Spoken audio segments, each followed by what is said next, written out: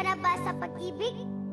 Pwes kumain ka ng singkamas, dahil sa bawat nguya mo nito'y makatas. Talong, huwag gustahan, dahil sa colon cancer ito'y panlaban. Hindi tulad mo na hindi lumaban, kaya iniwan na lang basta-basta na walang kaalam-alam. Talong? Okay. Sigarilyas, pampatibay ng buto. Di tulad ng relasyon niyong walang katibay-tibay, kaya nasira dahil walang umalalay.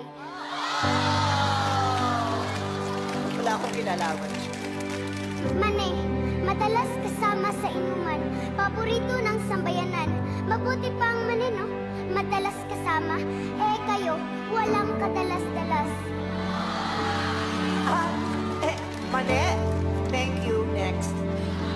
Sitaw, sa lahat ng putahe siya ay kasama, dahil nakikita ang kanyang mabuting dulot.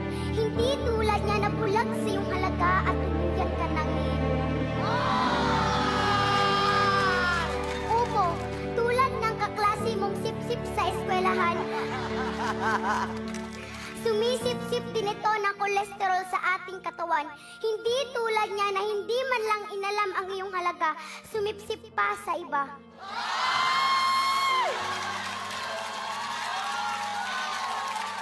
Grabe siya. Kalabasa, ipakain mo sa taong iyong pinapangarap upang ang kanyang matay luminaw at makita ang iyong tunay na halaga. Bleko niyan 1 kilo.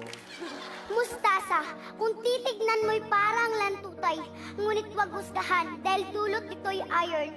Huwag mong ikaya sa ex mo na hinusgahan mo na, iniwan mo pa. Ayoko nung usapang ex. Doon tayo sa iron.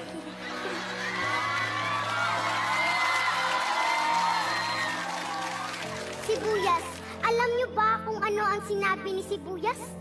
Matapos mo akong saktan, iiyak ka? Tapos ano, igigisa mo ako para lang sumarap ang luto mo? Oo, masarap ako. Pampabango at pampasarap lang at wala nang higit pa sa relasyon nating dalawa.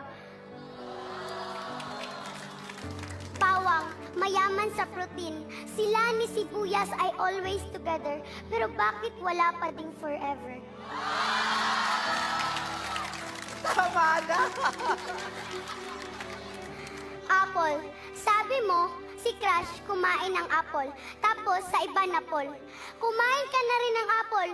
Oo, ikaw na di makamove on, habol ng habol.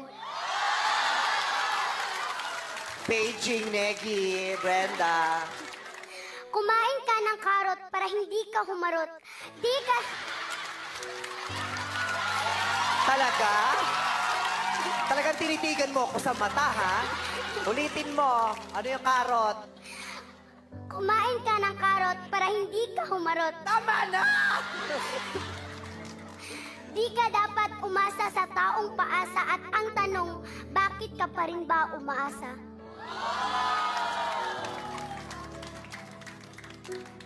Kumain kayo ng wastong pagkain. Nakakatulong ito pampatibay ng buto. Di tulad niya na dumudurog lang ng puso mo. Di ka